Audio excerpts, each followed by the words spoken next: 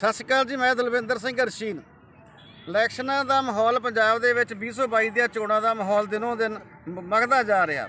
ਇਸੇ ਲੜੀ ਦੇ ਤਹਿਤ ਰਾਏਕੋਟ ਦੀ ਜੋ ਸੀਟ ਆ ਉਹ ਪੂਰੀ ਇੱਕ ਹੌਟ ਸੀਟ ਬਣ ਕੇ ਉੱਭਰੀ ਹੋਈ ਹੈ, ਜਿਹਦੇ ਲਈ ਰਾਏਕੋਟ ਤੋਂ ਸਾਂਸਦ ਡਾਕਟਰ ਅਮਰ ਸਿੰਘ ਜੀ ਦੇ ਬੇਟੇ ਕਮਲ ਅਮਰ ਸਿੰਘ ਜੀ, ਜੋ ਪਿਛਲੇ ਦਿਨੀ ਕਾਂਗਰਸ ਪਾਰਟੀ ਦੀ ਰੈਲੀ ਹੋਈ ਸੀ, ਉਸ ਰੈਲੀ ਦੇ ਵਿੱਚ ਸੂਬਾ ਪ੍ਰਧਾਨ ਨਵਜੋਤ ਸਿੰਘ ਸਿੱਧੂ ਵੱਲੋਂ ਉਹਨਾਂ ਨੂੰ ਥਾਪੜਾ ਦਿੱਤਾ ਗਿਆ ਸੀ ਆਗਾਮੀ ਵਿਧਾਨ ਸਭਾ ਚੋਣਾਂ ਦੇ ਮੱਦੇਨਜ਼ਰ।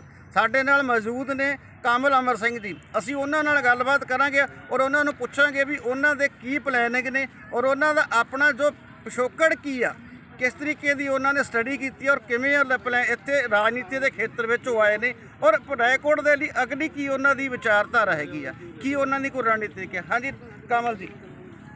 ਸਤਿ ਸ਼੍ਰੀ ਅਕਾਲ ਰਸ਼ੀਨ ਸਾਹਿਬ। ਦੇਖੋ, ਮੈਂ ਜਿਹੜੀ ਮੇਰੀ ਬੇਸਿਕ ਐਜੂਕੇਸ਼ਨ ਸੀ, ਅੰਡਰ ਗ੍ਰੈਜੂਏਟ ਐਜੂਕੇਸ਼ਨ ਜਿਹਨੂੰ ਕਾਲਜ ਐਜੂਕੇਸ਼ਨ ਕਹਿੰਦੇ ਆ, ਦਿੱਲੀ ਯੂਨੀਵਰਸਿਟੀ ਦੀ ਸੇਂਟ ਸਟੀਫਨਸ ਕਾਲਜ ਆ, ਜਿੱਥੇ ਹਰ ਸਾਲ ਸਭ ਤੋਂ ਵੱਧ ਜਿਹੜਾ ਯਾਨੀ ਕੱਟ ਆਫ ਹੁੰਦਾ, ਯਾਨੀ ਜਿੱਥੇ 90 95 100% ਕੱਟ ਆਫ ਹੁੰਦਾ। ਚਲੋ ਪਰਮਾਤਮਾ ਦੀ ਬੜੀ ਮਿਹਰ ਰਹੀ ਹੈ ਕਿ ਚੰਗੇ ਸਟੂਡੈਂਟ ਸੀ, ਉੱਥੋਂ ਅੰਡਰ ਗ੍ਰੈਜੂਏਟ ਕਰਨ ਦਾ ਮੌਕਾ ਮਿਲਿਆ।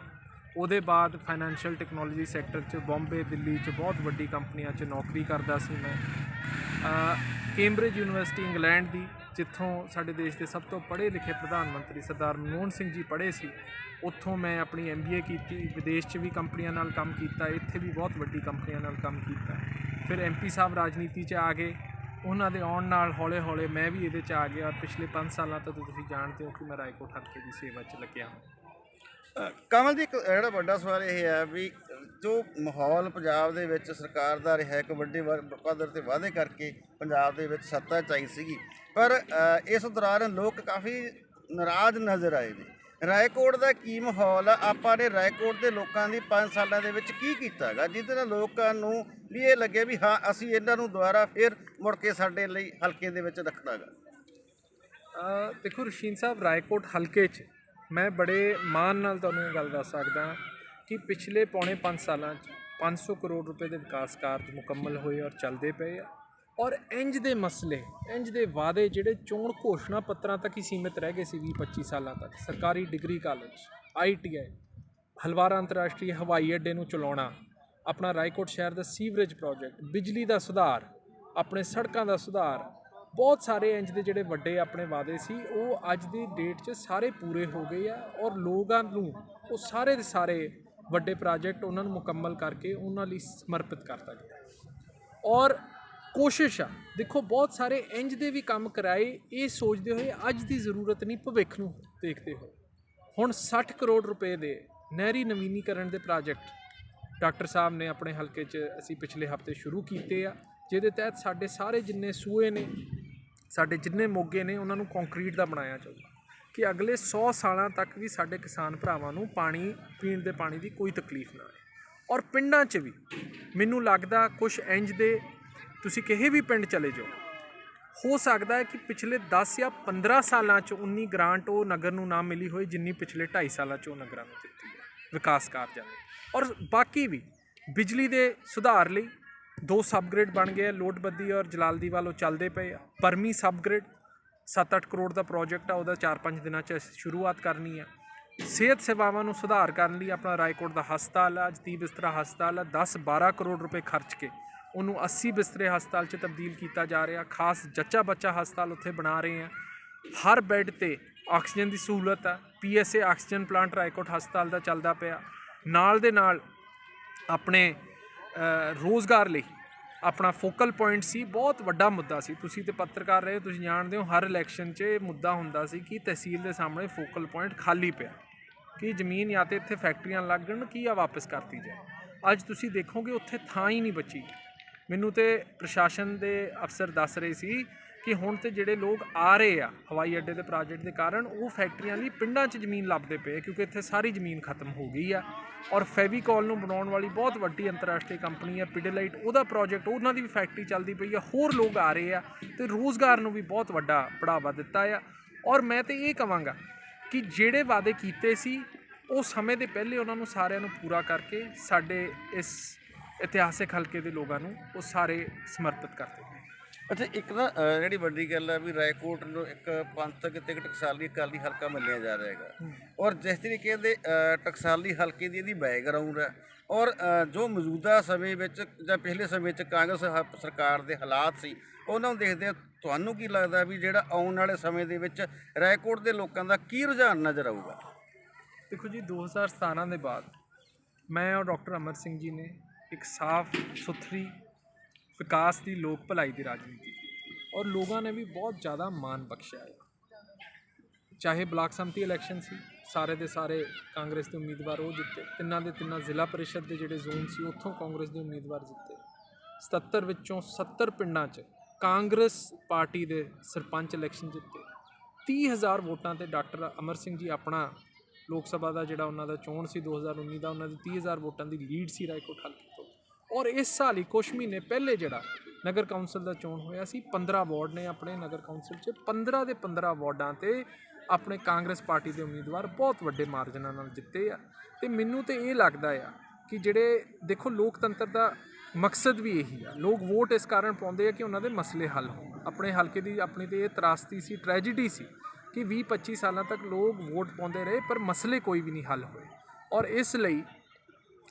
ਇਸ ਲਈ ਮੈਨੂੰ ਲੱਗਦਾ ਆ ਕਿ ਇਸ ਸਾਫ਼ ਸੁਥਰੀ ਲੋਕ ਭਲਾਈ ਵਿਕਾਸ ਦੀ ਰਾਜਨੀਤੀ ਨੂੰ ਲੋਕ ਜ਼ਰੂਰ ਸਾਡਾ ਸਾਥ ਦੇਣਗੇ ਔਰ ਇੱਕ ਬਹੁਤ ਵੱਡੀ ਜਿੱਤ ਕਾਂਗਰਸ ਪਾਰਟੀ ਦੀ 2022 ਦੀ ਚੋਣ 'ਚ ਰਾਏਕੋਟ ਤੋਂ।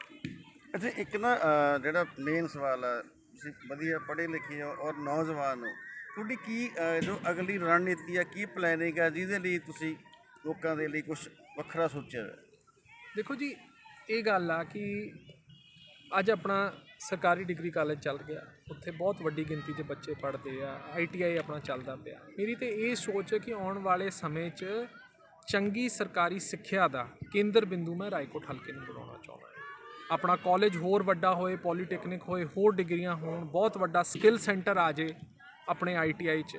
ਕਿਉਂਕਿ ਦੇਖੋ, ਪੰਜਾਬ ਦਾ ਇਤਿਹਾਸ ਕੱਢੋ, ਤੁਸੀਂ ਭਾਰਤ ਦਾ ਵੀ ਇਤਿਹਾਸ ਕੱਢੋ, ਜਿਹੜੇ ਇਲਾਕਿਆਂ 'ਚ ਉੱਚ ਸਿੱਖਿਆ ਦੇ ਬਹੁਤ ਪੁਰਾਣੀ ਚੰਗੀ ਸੰਸਥਾਵਾਂ ਚੱਲਦੀਆਂ ਨਾ, ਸਭ ਤੋਂ ਵੱਧ ਰੋਜ਼ਗਾਰ ਉਹੀ ਇਲਾਕੇ ਦੇ ਲੋਕ ਲੈ ਕੇ ਜਾਂਦੇ ਆ, ਚਾਹੇ ਸਰਕਾਰੀ ਨੌਕਰੀਆਂ ਨੇ, ਚਾਹੇ ਪ੍ਰਾਈਵੇਟ ਨੌਕਰੀਆਂ, ਚਾਹੇ ਆਪਣੇ ਖੁਦ ਦੇ ਧੰਦੇ ਆ। ਉਹ ਇਲਾਕਿਆਂ 'ਚ ਖੁਸ਼ਹਾਲੀ ਵੀ ਵੱਧਦਾ, ਲੋਕਾਂ ਦੀ ਆਮਦਨ ਵੀ ਵੱਧਦਾ, ਉਹ ਚਾਹੇ ਬਾਹਰ ਜਾਣ ਉੱਥੇ ਰਹਿਣ, ਬਹੁਤ ਜ਼ਿਆਦਾ ਉਹ ਤਰੱਕੀ ਕਰਦੇ ਆ। ਅਤੇ ਮੈਂ ਤਾਂ ਚਾਹੁੰਦਾ ਕਿ ਚੰਗੀ ਸਰਕਾਰੀ ਸਿੱਖਿਆ ਦਾ ਰਾਏਕੋਟ ਹਲਕੇ ਨੂੰ ਕੇਂਦਰ ਬਿੰਦੂ ਬਣਾਈਏ।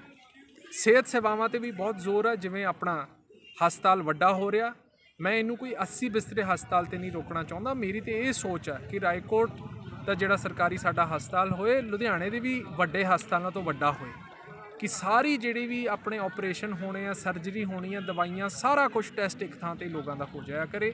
ਔਰ ਰੋਜ਼ਗਾਰ ਲਈ ਆਪਣੇ ਫੋਕਲ ਪੁਆਇੰਟ 'ਚ ਅੱਜ ਇੰਨੀ ਸਾਰੀ ਫੈਕਟਰੀਆਂ ਲੱਗੀਆਂ, ਹਜ਼ਾਰਾਂ ਬੱਚੇ ਉੱਥੇ ਕੰਮ ਕਰਦੇ ਆ।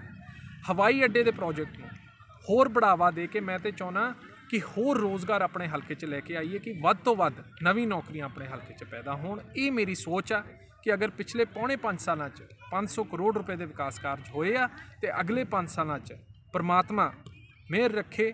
ਔਰ ਦੇਖੋ, ਮੈਂ ਹਮੇਸ਼ਾ ਇੱਕ ਹੀ ਗੱਲ ਕਹਿਣਾ, ਇੱਕ ਬਹੁਤ ਇਤਿਹਾਸਿਕ ਹਲਕਾ ਆ ਰਾਏਕੋਟ, ਸ੍ਰੀ ਗੁਰੂ ਗੋਬਿੰਦ ਸਿੰਘ ਜੀ ਦੀ ਚਰਨ ਛੋਹ ਪ੍ਰਾਪਤ ਪਵਿੱਤਰ ਧਰਤੀ ਹੈ। ਇਸ ਪਵਿੱਤਰ ਧਰਤੀ ਦੇ ਵਿਕਾਸ ਨੂੰ ਨਹੀਂ ਕੋਈ ਰੋਕ ਸਕਦਾ ਕਿ ਅਗਲੇ 5 ਸਾਲਾਂ 'ਚ 1000 ਕਰੋੜ ਦੇ ਪ੍ਰੋਜੈਕਟ ਆਪਾਂ ਇੱਥੇ ਲੈ ਕੇ ਆਈਏ, ਕਿ ਪੰਜਾਬ ਦਾ ਸਭ ਤੋਂ ਖੁਸ਼ਹਾਲ, ਵਿਕਸਿਤ, ਤਰੱਕੀਸ਼ੀਲ ਹਲਕਾ ਰਾਏਕੋਟ ਬਣੇ। ਅੱਛਾ ਕਮਲ ਜੀ, ਇੱਕ ਨਾ ਲਾਸਟ ਜਿਹੜਾ ਸਵਾਲ ਇਹ ਆ, ਆਪਾਂ ਰਾਏਕੋਟ ਦੇ ਲੋਕਾਂ ਦੀ ਇੱਕ ਬਹੁਤ ਚਿਰਕੋਣੀ ਮੰਗ ਸੀ 100% ਸੀਵਰੇਜ ਦੀ ਜੀ, ਪਰ ਨਾ ਸੀਵਰੇਜ ਪੈ ਰਿਹਾ, ਵੱਡੇ ਵੱਡੇ ਪੱਧਰ 'ਤੇ ਕੰਮ ਵੀ ਸ਼ੁਰੂ ਕੀਤਾ ਗਿਆ। ਕੁਛ ਲੋਕਾਂ ਨੂੰ ਪ੍ਰੋਬਲਮ ਆ ਰਹੀਆਂ ਨੇ, ਕੁਛ ਸੀਵਰੇਜ ਜਿਹੜਾ ਕੰਮ ਆ ਨਾ ਬਹੁਤ ਮੱਠੀ ਰਫਤਾਰ ਨਾਲ ਚੱਲਦਾ, ਉਹਦੇ ਬਾਰੇ ਕੀ ਕਹਿਣਾ ਚਾਹੋਗੇ? ਰਸ਼ੀਨ ਸਾਹਿਬ, ਦੇਖੋ, ਜਦੋਂ ਮੈਂ ਤਾਂ ਇਹੀ ਕਹਾਂਗਾ ਕਿ ਜਦੋਂ ਆਪਾਂ ਘਰ ਬਣਾਉਂਦੇ ਹਾਂ, ਘਰ ਨੂੰ ਬਣਾਉਣ ਦੇ 2 ਹੀ ਤਰੀਕੇ ਹੁੰਦੇ ਆ, ਜਾਂ ਤਾਂ ਆਪਾਂ ਬਿਲਕੁਲ ਜਿਹੜਾ ਵਿਗਿਆਨਿਕ ਤਰੀਕਾ ਹੁੰਦਾ ਉਸ ਤਰੀਕੇ ਨਾਲ ਚੱਲ ਕੇ, ਸਭ ਤੋਂ ਵਧੀਆ ਮਟੀਰੀਅਲ ਲਾ ਕੇ, ਜਿਹੜਾ ਸਮਾਂ ਲੱਗਦਾ ਉਹ ਸਮਾਂ ਦੇ ਕੇ ਆਪਾਂ ਸਟੈਪ ਬਾਏ ਸਟੈਪ ਆਪਣਾ ਘਰ ਬਣਾਈਏ। ਦੂਜਾ ਤਰੀਕਾ ਹੁੰਦਾ ਕਿ ਆਪਾਂ ਮਿਸਤਰੀਆਂ 'ਤੇ ਜ਼ੋਰ ਪਾਈਏ, ਠੇਕੇਦਾਰ 'ਤੇ ਜ਼ੋਰ ਪਾਈਏ ਕਿ ਭਰਾਵਾ ਮੈਨੂੰ ਤਾਂ 3 ਮਹੀਨਿਆਂ 'ਚ ਬਣਾ ਕੇ ਦੇ ਦਿਓ। ਹੁਣ ਗੱਲ ਇਹ ਹੈ ਕਿ ਇਹ 60 ਕਰੋੜ ਦਾ ਪ੍ਰੋਜੈਕਟ ਹੈ, ਕੋਈ ਛੋਟਾ ਮੋਟਾ ਪ੍ਰੋਜੈਕਟ ਨਹੀਂ ਹੈ। ਮੈਂ ਤਾਂ ਕਹਾਂਗਾ ਪੰਜਾਬ 'ਚ ਇਸ ਆਬਾਦੀ ਦੇ, ਜਿੰਨੀ ਆਪਣੀ 30-31 ਹਜ਼ਾਰ ਆਬਾਦੀ ਹੈ, ਇੰਨੀ ਆਬਾਦੀ 'ਤੇ ਇੰਨਾ ਵੱਡਾ ਤੇ ਸੀਵਰੇਜ ਦਾ ਪ੍ਰੋਜੈਕਟ ਕਿਤੇ ਦਿੱਤਾ ਹੀ ਨਹੀਂ ਗਿਆ ਜਿੰਨਾ ਆਪਣੇ ਰਾਏਕੋਟ ਹਲਕੇ 'ਚ ਚੱਲ ਰਿਹਾ। ਔਰ ਅਗਰ ਕੋਈ ਇਕਲੌਤਾ ਪ੍ਰੋਜੈਕਟ ਹੈ ਜਿਹੜਾ ਰਾਏਕੋਟ ਸ਼ਹਿਰ ਨੂੰ 21ਵੀਂ ਸਦੀ ਦਾ ਇੱਕ ਬਹੁਤ ਵਿਕਸਿਤ ਸੁੰਦਰ ਸ਼ਹਿਰ ਬਣਾਉਣ 'ਚ ਜਿਹੜਾ ਯੋਗਦਾਨ ਦਊਗਾ, ਤੇ ਉਹ ਆਪਣਾ ਸੀਵਰੇਜ ਦਾ ਪ੍ਰੋਜੈਕਟ ਹੋਊਗਾ।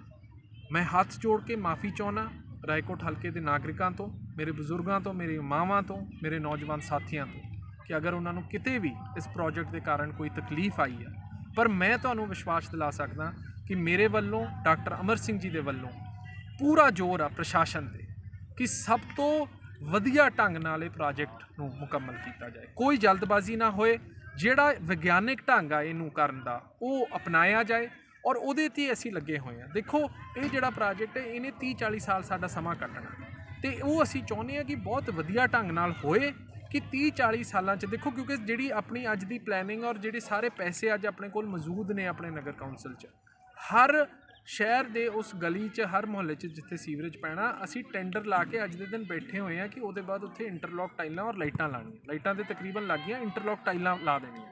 ਅਸੀਂ ਤਾਂ ਉਹ ਚਾਹੁੰਦੇ ਹਾਂ ਕਿ ਇੱਕ ਵਾਰੀ ਉਹ ਸਾਰਾ ਕੰਮ ਮੁਕੰਮਲ ਕਰ ਦਈਏ ਕਿ ਸ਼ਹਿਰ ਆਪਣਾ ਸੋਹਣਾ ਬਣੇ। ਤੁਸੀਂ ਦੇਖ ਹੀ ਰਹੇ ਹੋ, ਆਪਾਂ ਸਟੇਡੀਅਮ 'ਚ ਖੜੇ ਹਾਂ, ਇੱਥੇ ਕੀ ਹੁੰਦਾ ਸੀ, ਅੱਜ ਕੀ ਹਾਲਾਤ ਆ। ਹੋਰ ਇਹਨੂੰ ਸੁੰਦਰ ਬਣਾਉਣ ਦਾ ਕੰਮ ਆਉਣ ਵਾਲੇ ਦਿਨਾਂ 'ਚ ਕੀਤਾ ਜਾਊਗਾ। ਤਕਰੀਬਨ ਮੈਨੂੰ ਲੱਗਦਾ 30-35 ਲੱਖ ਦਾ ਹੋਰ ਖਰਚਾ ਅਸੀਂ ਸਟੇਡੀਅਮ 'ਤੇ ਕਰਨ ਜਾ ਰਹੇ ਹਾਂ।